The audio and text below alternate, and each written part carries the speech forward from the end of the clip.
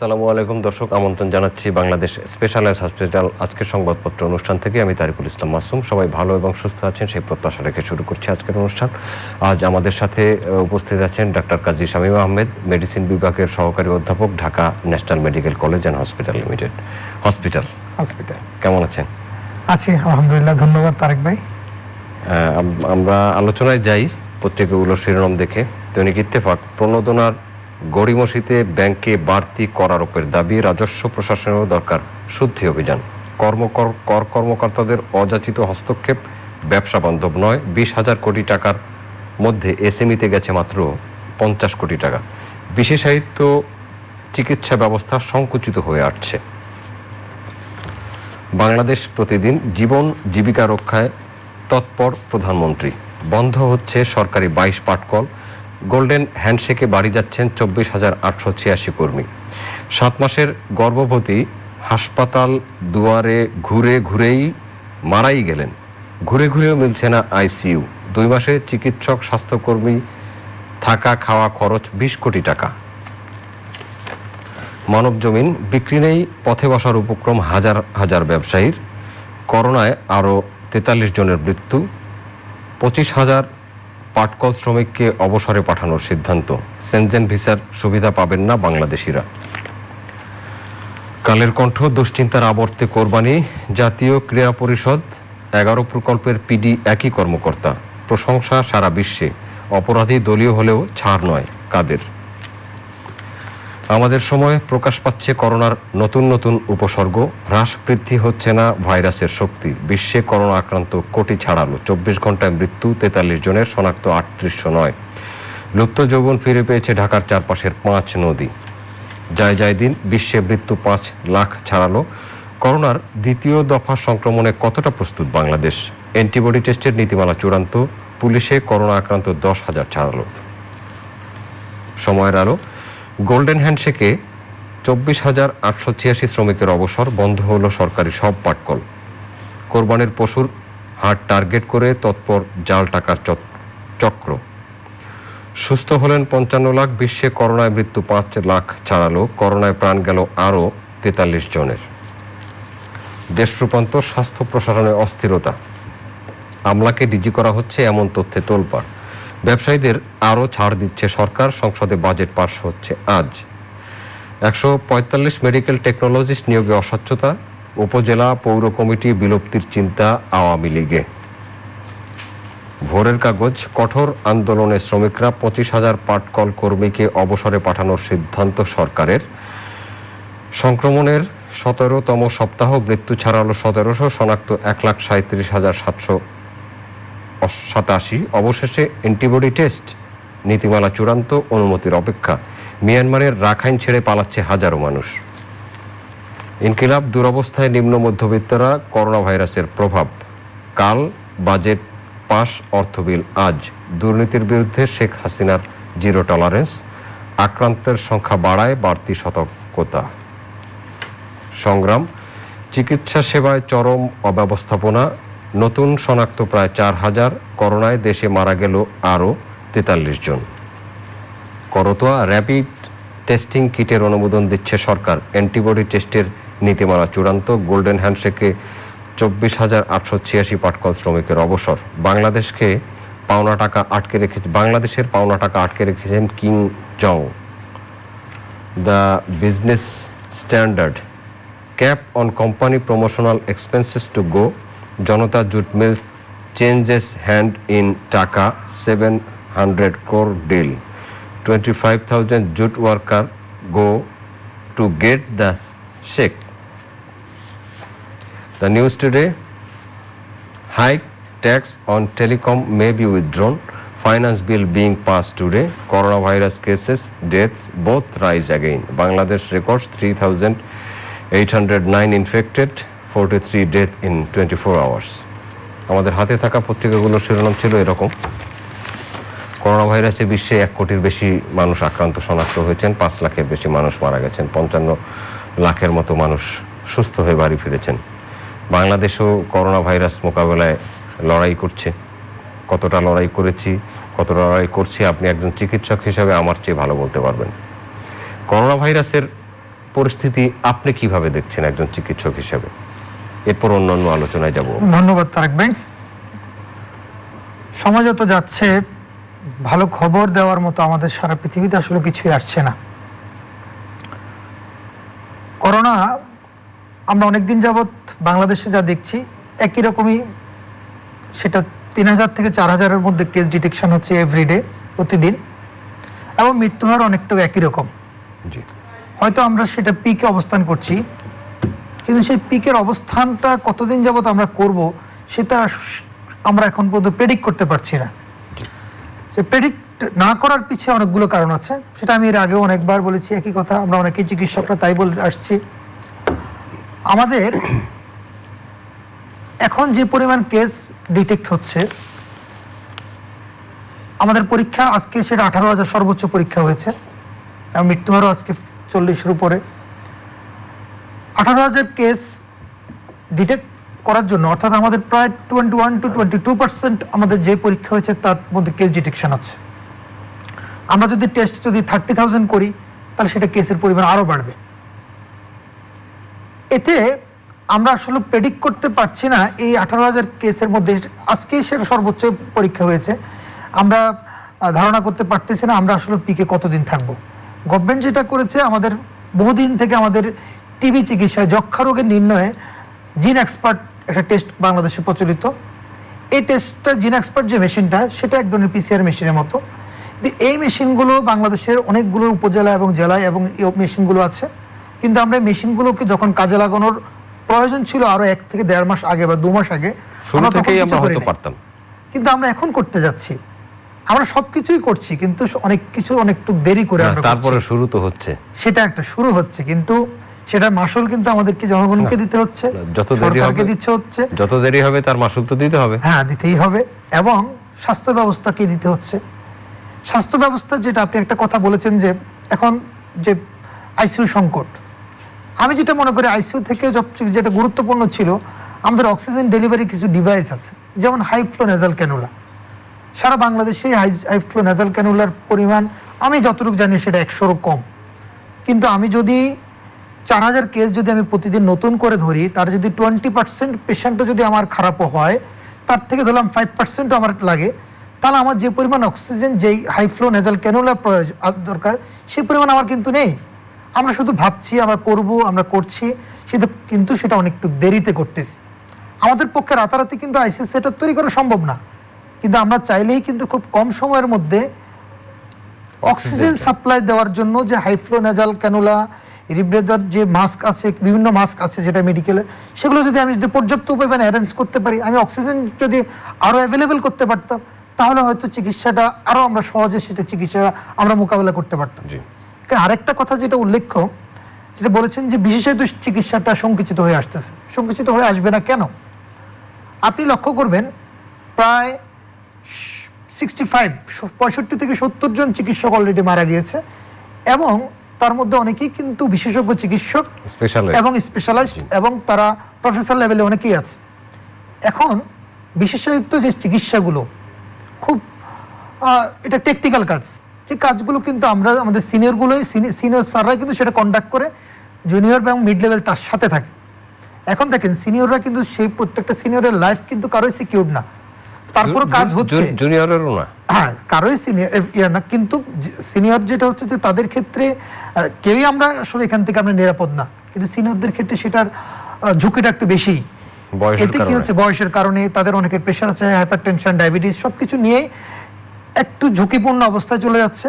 তাই বিশেষায়িত চিকিৎসাটা একটু সংকুচিত হয়ে যাচ্ছে। আমরা এই কারণেই আমরা অনেকদিন থেকে বলতেছি যে র্যাপিড টেস্ট যেন নিয়ে আসে। র্যাপিড টেস্টটা যদি থাকতো, তাহলে সেক্ষেত্রে একটা জিনিস, যে কোনো একটা প্রসিডিওর, কোনো স্পেশালিস্ট কোনো একটা যদি অপারেশন বলেন বা কোনো চিকিৎসার ক্ষেত্রে যখন রোগীকে করবো, তখন র্যাপিড টেস্ট করেই কিন্তু সে একটা রোগটাকে, সে পেশেন্টটাকে আলাদা করে নিতে পারত। কিন্তু আমাদের এখানে কি হচ্ছে, আমরা করোনা টেস্ট করতে দিচ্ছি, করার পর আমি পিসিআর এর রিপোর্ট পাচ্ছি যে 7 থেকে 10 দিন পরে, 22 দিনেরও রেকর্ড আছে, সেটারও রেকর্ড আছে। আপনি সত্যিই বলেছেন, অনেক দিনের রেকর্ড, এবং অনেকেই আছে যে সে তার রিপোর্ট জানতেই পারে। আজকে আমি একটা খবর পেয়েছি, আমি অবশ্য বলেছি লাইভ নিউজে, যে পটুয়াখালীতে এক ভদ্রলোক মারা গেছেন 10 দিন আগে, আজকে তার রেজাল্ট পজিটিভ এসেছে, উনি টেস্ট দিয়েছিলেন। তাহলে সেই রেজাল্ট, সেই পিসিআর টেস্ট দিয়ে আমি কি করব? আমার কি করার আছে? যেই কথা আমরা বলছিলাম, আমাদের কিট, পর্যাপ্ত পরিমাণ কিট আমাদেরকে আনার দরকার ছিল। আমরা প্রাইভেট সেক্টরে কোভিড টেস্ট, যে পিসিআর টেস্ট, সেটাকে আমরা বহু আগে উন্মুক্ত করে দেওয়া উচিত ছিল, কিন্তু আমরা কখন করেছি? সব কিছুই আমরা করছি অনেক পরে এসে, যা আমাদের যখন করার দরকার ছিল সে সময় আমরা করছি না। আরেকটা জিনিস হচ্ছে আমাদের ক্ষেত্রে, যেটা লকডাউনের ক্ষেত্রে স্বাস্থ্য মন্ত্রণালয় বলছে, যেটা রাজারবাগে লকডাউন চলছে, আমি মনে করি খুব ভালো লকডাউন রাজাবাজারে, কিন্তু স্বাস্থ্য মন্ত্রণালয় বলছে ওয়ারিকে লকডাউন করতে, সেটা অনেকদিন আগেই। আবার সেটা সিটি কর্পোরেশন বলছে আমরা স্বাস্থ্য মন্ত্রণালয় থেকে সে নির্দেশনা পাচ্ছি না, সে ম্যাপিং পাচ্ছি না। আপনি তো ওয়ারি থানার বাসিন্দা। আমি ওয়ারি থানার বাসিন্দা। ওয়ারিতে অনেক কেস, অনেক পেশেন্ট, কিন্তু ওয়ারি যদিও সেটা আবাসিক এলাকা, কিন্তু আমার কাছে যেটা মনে হচ্ছে, যেটা অন্যান্য এলাকা ধানমন্ডির মতোই, সেটা সেখানে বাণিজ্যিক এলাকায় রূপ ধারণ করেছে। এতে কি হচ্ছে, প্রতিদিন নতুন করে অনেক মানুষ অন্যান্য এলাকা থেকে আসতেছে এবং এফেক্টেড হচ্ছে এবং ঢাকায় ছড়িয়ে যাচ্ছে। এখন যদি সরকারের একটা স্বাস্থ্য মন্ত্রণালয় যে নির্দেশনা যখন দিবে, সেটা আসবে অনেকটু ওয়ান স্টপ সার্ভিসের মতো। সেখানে অবশ্যই সিটি কর্পোরেশনের প্রতিনিধি থাকবে, আমি জানি না ছিল কিনা, যদি না থাকে সেটা প্রতিনিধি অবশ্যই থাকতে হবে। সে প্রতিনিধিকে সেটা যে ডিসিশন স্বাস্থ্য মন্ত্রণালয় হবে সেটা বাস্তবায়নের জন্য সেখানেই নির্দেশনা দিতে হবে। তখন সে ওয়ান স্টপ সার্ভিসের মতো যদি সিটি কর্পোরেশন যদি সেটা যদি বাস্তবায়ন করতো এবং আইন শৃঙ্খলা বাহিনী সহ, তাহলে আজকে এত সমন্বয়হীনতার অবস্থায় আসতো না। এখন জিনিসটা তো এরকম হয়ে যাচ্ছে, আমাদের রাস্তা খুঁজছে, একবার বিদ্যুৎ বিভাগ এসে খুঁজতেছে, একবার টেলিফোন বিভাগ আসতেছে, একবার গ্যাস বিভাগ আসতেছে, কেউ কারোর সাথে কিছুই জানে না। একই রাস্তা 3 বার খোলা হচ্ছে একই মৌসুমে। জিনিসটা তো ঠিক তাই হচ্ছে। এভাবে যদি সমন্বয়হীনতা, যদি আমরা যদি 4 মাস প্রায় হয়ে যাচ্ছে, 4 মাসের এই অবস্থায় যদি আমরা সমন্বয়হীনতার মধ্যে থাকি, তা আমি মনে করি যুক্তরাষ্ট্রে এবং অন্যান্য কান্ট্রিতে আপনি হয়তো জানেন যে সেকেন্ড ওয়েভ শুরু হয়েছে, হঠাৎ করে কেস আবার বেড়ে যাচ্ছে, এবং চায়নাতে নতুন করে এফেক্টেড হচ্ছে। আমরা ফার্স্ট ওয়েভটাকে, প্রথম আক্রমণটাকে আমরা প্রতিহত সামাল দিতে পারছি না, তাহলে দ্বিতীয় আক্রমণটাকে সামাল দিতে পারবো কিভাবে? আমাদের যে স্বাস্থ্য সেক্টর, অলরেডি স্বাস্থ্য সেক্টর আমি মনে করি সবাই অনেকটু জিনিসটা এক্সস্টেড হয়ে গেছে, যেটাকে বলি।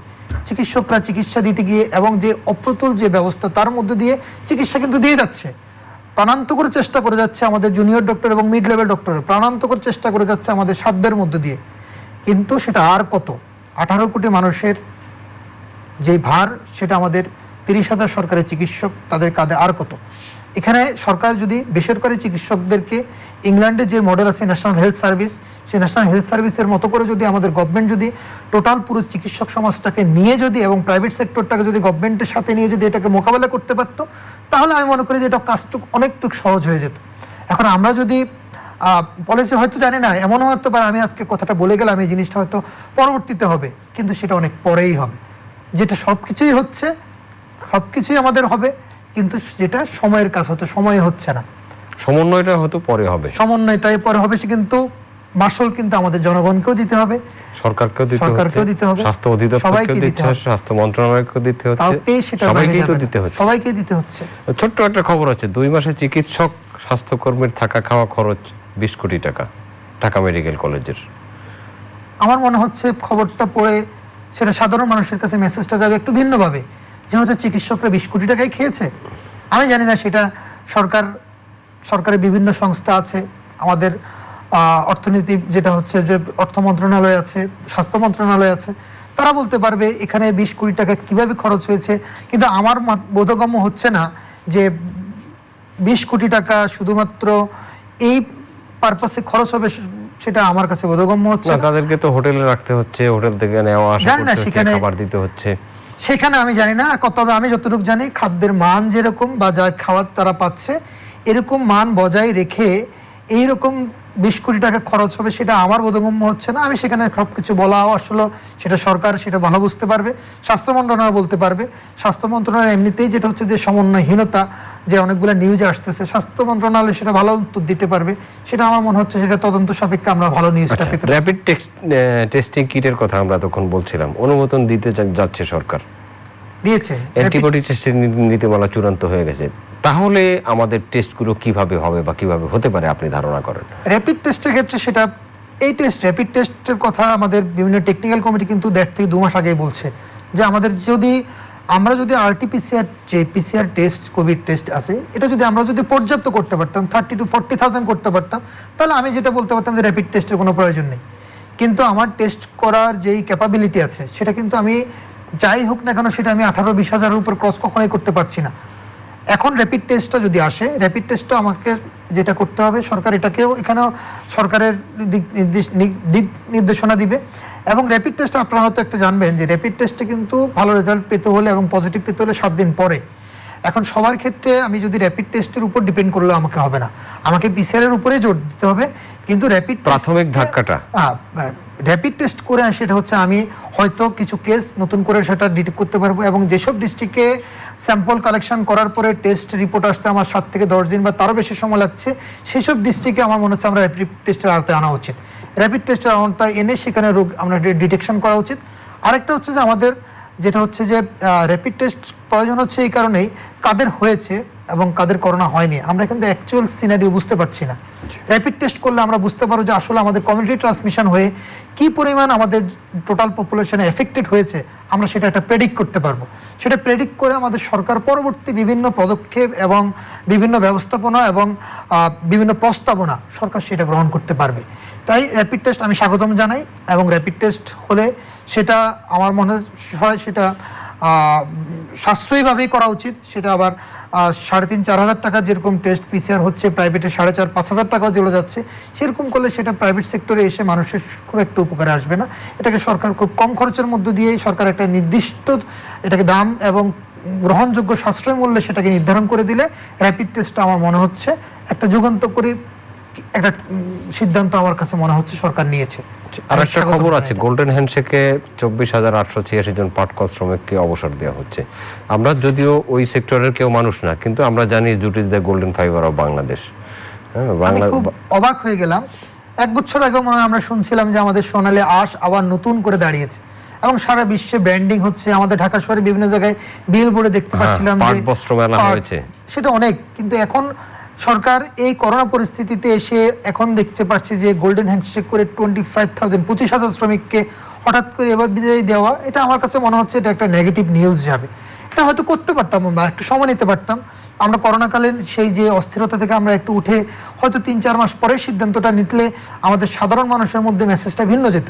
এখন যেভাবে প্রাইভেট সেক্টরের প্রত্যেকটা মানুষ, আপনি যেটা মনে করেন, আমি মনে করি আমাদের অর্থনীতি অনেক দূরে এগিয়েছে, কিন্তু সেটা সাস্টেনেবল মানবিক অর্থনীতি সেটা আমার কাছে মনে হচ্ছে আমরা এখন অর্জন করি নাই। যদি অর্জন করতাম তাহলে ঢাকা শহরে প্রতিদিন অনেক মানুষ ঢাকা শহর ছেড়ে গ্রামে ফিরে যাচ্ছে, তাকে ফিরে যেতে হতো না।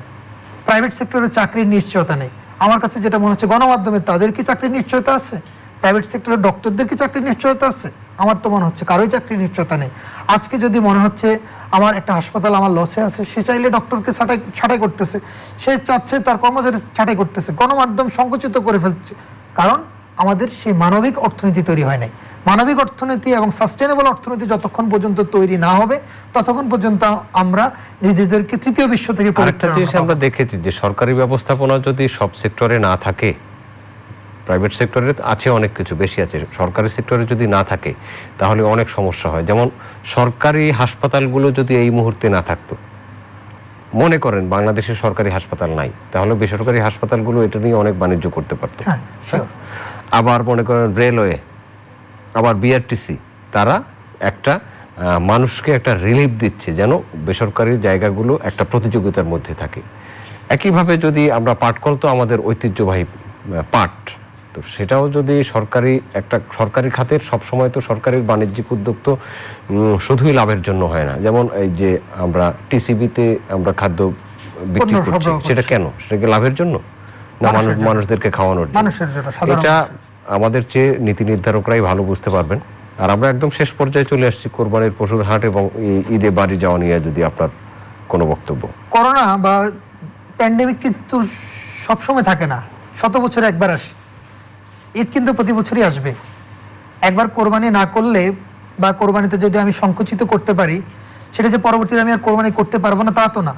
আমি সব কিছু যদি বলি স্বাস্থ্যবিধি মেনে আমার গণপরিবহন চলবে, স্বাস্থ্যবিধি মেনে কোরবানির হাট চলবে, আবার যদি আমি রোজার ঈদের মতো যদি কোরবানি দিয়েও যদি আমি যদি সবকিছু ওপেন করে দিই, আবার মানুষকে যদি আমি গ্রামে পাঠাই, আবার তাই করি, আপনার কাছে মনে হচ্ছে এখন যে 4,000 আমি সেটা বলবো, যদি কোরবানির একই রকমের পরিস্থিতি তৈরি হয়, সেই বাংলাদেশ ব্রাজিল হতে খুব বেশি সময় লাগবে না। আচ্ছা, ধন্যবাদ কাজী শামীম আহমেদ, আপনাকে এতক্ষণ অনেক গুরুত্বপূর্ণ তথ্য আপনার কাছ থেকে জানলাম। দর্শক, আপনাদেরকে ধন্যবাদ এতক্ষণ আমাদের সাথে থাকার জন্য। আগামী অনুষ্ঠান দেখার আমন্ত্রণ রইল, দেখা হতে পারে সেই অনুষ্ঠানে। ততক্ষণ সবাই ভালো থাকবেন নিজ দায়িত্বে। সবার জন্য শুভকামনা।